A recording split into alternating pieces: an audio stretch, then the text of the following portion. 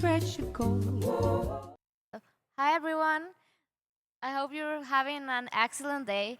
So today I'm here with some amazing people that are helping build and revolutionize absolutely everything we know about technology, blockchain, and the way that we learn about it in Costa Rica. And I have Masha Prusso here, which is an expert at doing so at huge levels as well. So this is going to be a really interesting and really nice panel focused on community building of this um, yeah. So Felipe Esparago is the CEO of All Time High. You can see his stand. It's over there. I hope you have a chance to see it. And also, Daniel is the CEO of the Joe Coding. He has his stand on the other stage. So hopefully you're gonna be able to go there. And well, Juan Guerrero is our CEO. So the first question I have for them today is, well, you guys have built such amazing communities. I am part of all of them, and I know how hard it has been since the start. So I wanted to ask you all, what has been like the biggest challenge in creating these communities, and what has been the best reward you have gotten out of, being able to continue building them? Thank you very much, Fernanda. Thank you very much, everyone, for being here. So, yeah, we have built community for the past 2 and 3 years approximately. And I think that one of the challenges has been the tech behind the industry to translate it to people and pass the passion to them for them to be able to stay in the long term here. So, the translation of something this technical, I think, has been the most challenging task in order to build a community, which, as a result, our community has responded very well to the methodology that we have developed to explain how blockchain, crypto, Bitcoin works in the short, medium, and long term. So, yeah, I think translation has been one of the most challenging parts of it. From my side, I believe community building is an intentional process, whether that be developer community, community around art, around surfing. It's an intentional process. So learning the science behind what it takes to actually build community has been a very interesting process. I came across a framework called community cultivation, which has 4 pillars. It's cause, culture, connection, and communication. So basically being able to create safe spaces for people to connect, share about themselves, to align behind a cause, right? To feel like they're on a mission together. Very important to also build culture, have guidelines to protect the community that you're building. If not, it loses its essence. And of course, the communication part is super important. Without very clear communication channels, there's no order to the community that one is building. So yeah, kind of like the science behind it has been very interesting. Yeah, I could add to this that the attention span in Web3 is so short. So when you build your community, you launch the mainnet, you launch the token, and community is right there buying the token. Then once there's no news, community leaves. So the question is how to build this sticky community, how to have those sticky users. And the answers that we found in building communities for the past 8 years at Web3 Advisory, we do marketing, PR, social media, go-to-market for our projects, pre-TGE, during the TG, and post-TG, is it's all about long-term retention and incentivizing the users and making them feel as part of the family. For example, when we have ambassadors, we send them the swag. When we organize conferences, we bring the community members to be at our booth. We give them the hats, we give them the shirts, we give them the budget to go and to organize the meetups in their respective cities.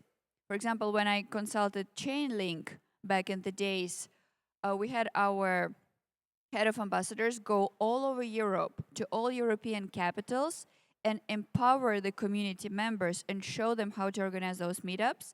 And then for the next years to come, those people who were selected, they're getting the monthly budget from Chainlink.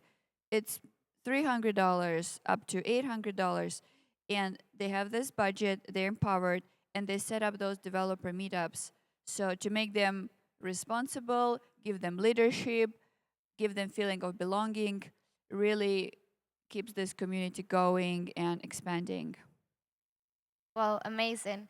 So I know all of you have very different backgrounds and very different stories. Like, even though all of the, well, the startups that you work at, well, that you founded, sorry, are on the same, like, on the same theme, they are focused on different things. So I want to ask each of you, and then I also want you, because you've built lots of communities. How did it feel to have those first 100 active members, not followers, but actual members that wanted to see you grow as well with your startup? Yeah, the first 100 active members were the most challenging, definitely, because we were just getting started.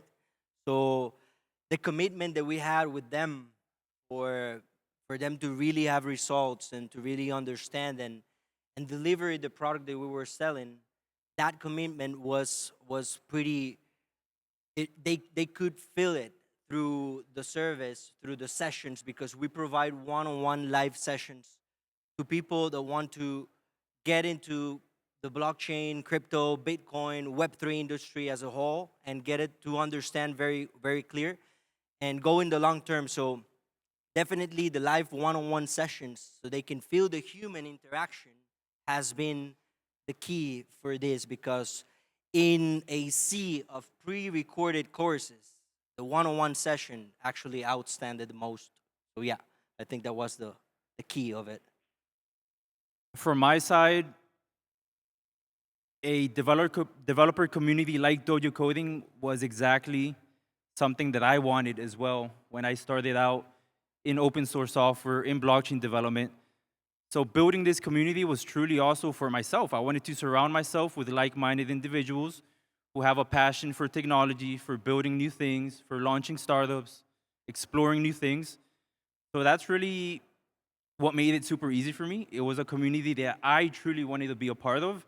And since there was really nothing going on around me, in my close circles, in my area, I decided to build it. So out of necessity, out of a true desire to have people around me with the same mindset, it just became super easy, and then it just started to take off. It becomes super contagious. Yeah, I think I can relate to that because it's the same that Beja just said. I just wanted something that didn't exist yet. You know, I've been attending conferences from a long time ago. It's been years attending conferences. It's something that I truly love. And then I found myself having to travel to other places to be able to find the true value and the true community and quality networking that I wanted.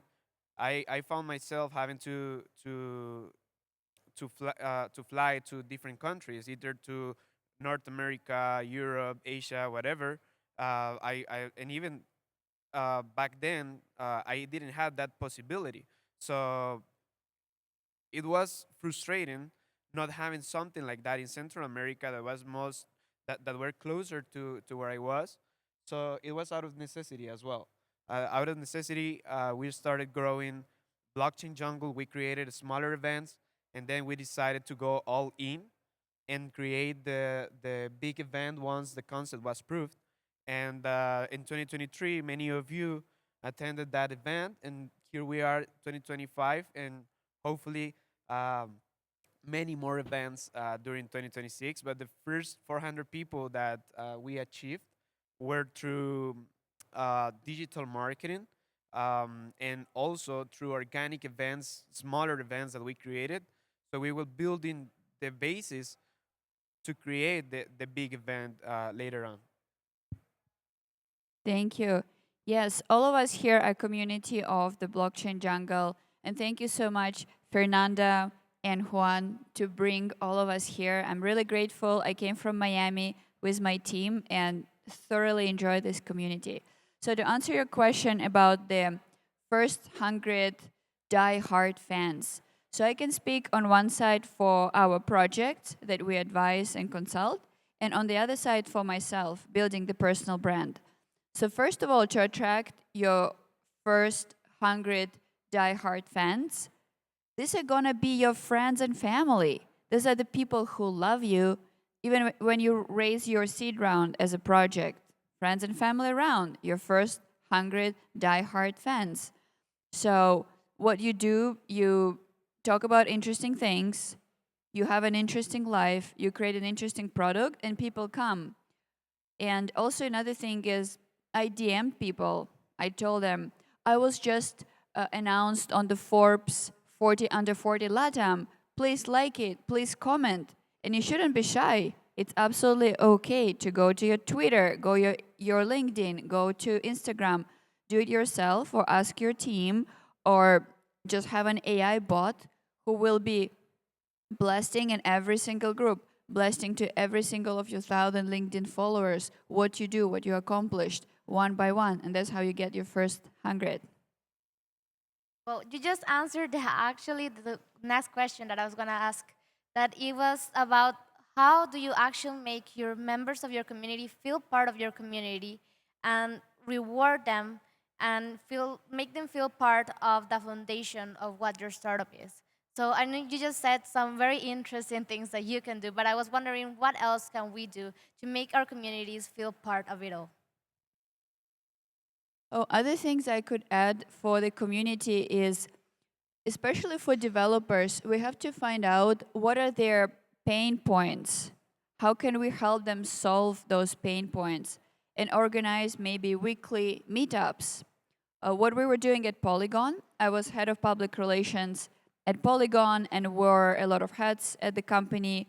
We organized bi-weekly calls with the project, so there will be always ecosystem business development person, and all the projects building on Polygon can just connect and talk to other projects and talk to ecosystem BD team about their pain points and how can we help solve them. To have pretty much community members to be able to express themselves and actually get help and not just talk makes them belong, makes them feel important, and overall makes them bring their friends over.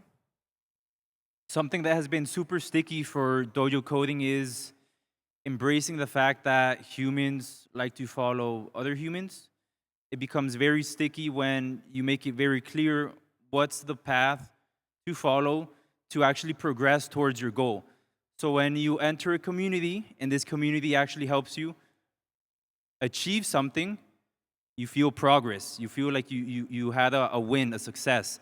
That becomes super sticky for developers or in general for community members, because you then start to attach this community with these wins in your personal life. So making sure that that progress wheel is evident, right? That there's actual benefits and you're getting something out of being a part of a group or a community. Making it super evident makes everything super sticky. And of course, kind of like on another note, again, humans follow humans. So personal branding, being authentic, talking with people, getting to know them, it starts to become kind of like a family, and that's kind of the dojo way, right? That's right. Yeah. One of our key points in community building has been see the potential on our members as they couldn't have seen it in themselves as never before. So we sit with them and we see the potential that they cannot see on themselves yet. And we communicate that to them. We say, hey, I think you can go through this path. I think you can focus on this section in the industry. Just go here. You vibe here, so just stay there. And empower people individually, not collectively, I think has been key for our community so far. So yeah. I think that taps into this idea of creating horizontal connections, right? When you try to build a community only based on one person, it's only vertical connections. And once that connection maybe is lost, that member kind of fades away. But when you truly make sure that these people start connecting between each other, start forming relationships, horizontal relationships, that's what makes it sticky. That's what truly creates a community. Amazing. So you, that Masha specifically, have built lots of communities that have been very, powerful, united. So I was wondering, You have worked in this so many years. You must have seen or identified some mistakes that people usually do when trying to build their communities. So I was wondering, what are those and what can we do to prevent them? Yeah, regarding the mistakes, I can speak specifically on the PR side. So that's a great question. So what are the mistakes that projects do while building the communities? So a lot of clients come to us 2-3 months before TG and they say, "Oh, we have a great product. We have 10,000 users. We have TG in 3 months. Can you do some PR for us?" Like in 3 months? Wow. It takes us maybe 2-3 weeks just to build a narrative and just to build a story. So one of the biggest mistakes that I find is that founders think that public relations can work within 2-3 months. We do few press releases, announcement of the race, the G happens, and then nothing happens. That's really bad. Never do this. If you want to work with a PR firm, hire them at least for 12 months. At Polygon, we had our PR firms. Usually we change them every 2 or 3 years, but we were consistent with one firm because it's very difficult to develop your story, develop your narrative, explain to all the employees who we are, what we do, how to present ourselves, and then have them repeat it, and then decide that after TG we need no more PR. So this doesn't really work. In PR, it's very, very important to make it very sticky. Also, another thing that I learned working at Polygon and building the brand of Sandeep, the founder of Polygon, was to repeat one thing many times, one narrative. So every Friday, we would meet with the team, head of PR, Sandeep, CMO, PR firm, and we would review our press releases for the next week.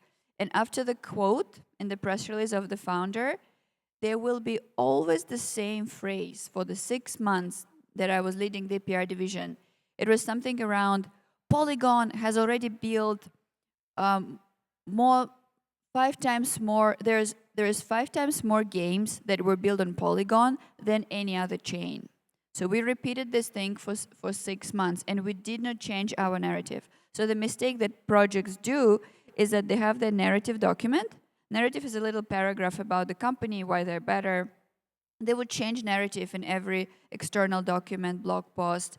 And when you change your narrative, it's really hard for audience to remember. So just stick to 1 or 2 phrases and repeat the same thing for the next 6 months, maybe tweaking it a little bit with numbers. And once you repeat it so many times, then people are more likely to remember. So less is better. One phrase, repeat many times. Attention spans are crazy right now. Yeah. Exactly. There's so many projects. They're just mushrooms. They grow every day. It's really hard to get the attention. I want to add up something over there because, yeah, consistency is the key over there. And I've seen many communities changing the narrative every single year. And, well, what we have done in our community is to stick to Tuesdays, 7 p.m., live. And we haven't missed any session. We have like 50 sessions in a row without missing. And I think that our community loves that because it's consistency. They all know that Tuesday, 7 p.m., they cannot book anything on their agendas. They'd rather to update themselves in the industry. Many here can relate. Yeah, many here can relate maybe. But yeah, consistency in that matter, I think that has been the key differentiator on other communities that unfortunately they're just jumping in narratives and hype through AI, then quantum, then, but yeah, just stick with one thing and deliver what you promise to your community. Don't fail, and everything will be all right. And the community will build itself after that. There's a key component to community building, which if it's not actually structured properly, then nothing works. Proper onboarding. If you don't have proper onboarding, a step-by-step which people can follow, know what's next, can buy into the story which your community is rallying behind, what's the culture, what are the guidelines, what's right, what are the ideals that are shared, where can I connect with people, how can I share my story, how can I share my wins, right? Having the proper forums, what are the rules, onboarding is critical. If the onboarding has flaws, then it's gonna be a uphill battle to build a truly scalable community. So yeah, onboarding I think is a very common flaw that many people encounter. Yeah, I want to add up something over there that another key point in community building, I think, is the customer service. Many communities don't have customer service. They have a long way to get to the founder. Founder's not there for them. So customer service and to build up a team for them available in all the different areas that the founder cannot be everywhere, it's always key because that will be the way they can evacuate doubts and follow a path and finish that onboarding process too. Well, so working in operations myself and with you guys, I know that everything you just said is true. However, it takes a lot of time. So I think for my last question is, you as founders, how are you able to maintain your sanity basically and be able to keep on doing the onboarding, keep on doing the as customer service, keep on managing and making your community feel close to you while also being able to put the time and effort into growing your business? Yeah, it has been very demanding. Health has been one of the challenges too because too many time delivering the product, too many time community building, too many time keeping myself informed about what is happening in the industry for the live sessions. It has been very, very challenging, and I think the key has been actually something that comes from passion because when you do what it passions you there's no there will be no roadblocks so far, you know. So I think passion has been one of the keys for us that we have developed businesses around our passion. So I think that has been something that could be the reason why this has been thriving so far. From my side, systems thinking. So, founder mindset, first you look to automate something. If you can't automate it, delegate it. And if you can delegate, eliminate it. So definitely systems thinking, respecting your time, building a proper team and finding, ways to actually spread your message properly while maintaining it, scalable. So yeah, I mean, that's what's helped me building software, of course. Yeah, I think in order for us to create something valuable, we have to sacrifice a lot. So a community equals sacrifice from the people putting that community together. So putting people together is crazy. As Masha mentioned, attention spans. You have to uh, work around many different challenges, like customer service, like being present when you have to, etc. It's a real challenge, and there are many more challenges that the main thing that allows you to create a community is being willing to put the sacrifice, So I have seen Felipe, myself, Beja, all the things, Fernanda. I haven't seen you, but I know your story. So we work together. So we have seen each other sacrificing so many things in order to build what we have right now, these communities right here. And I think how I see this is a sacrifice, but it's a well rewarded sacrifice. I think we are all more than happy to do that sacrifice, right? Right, and also think about the FUD when community that you love so much and the community that loves you, and then something little goes wrong, and you have this FUD, angry faces, all these degens on Discord, degens on Telegram, so unhappy with you. What do you do? How sane you should be, how calm you need to be. You need to first go to your team, say, everyone, calm down, don't get anxiety jump to your ears, and just methodically and logically solve this FUD. It's a very good question about sanity. So how do you stay sane in a crazy crypto world? So what I do personally, every time I wake up, before I touch my phone and check my Telegram messages, I actually do Joe Dispenza meditation for 30 minutes. So I meditate, I connect with my feelings, I connect with my heart, and then once I meditated, I stabilize my mind. Then I go drink a glass of water, do some cleanses, lemon juice, and then I open my Telegram. Then you go to the jungle. Right, and come to blockchain jungle. Or jump in the river, right? If you're in Costa Rica, or go to the waterfall. You're gonna stay sane in a Web3 world for sure. To highlight one more point, Masha, on your point on ambassadors, I think that's huge, right? Empowering your community members to take lead, right? And to also help other people. If someone has an initiative, an exciting one, wants to share value, provide value, do something, empower them, right? All communities need ambassadors, need people with initiative.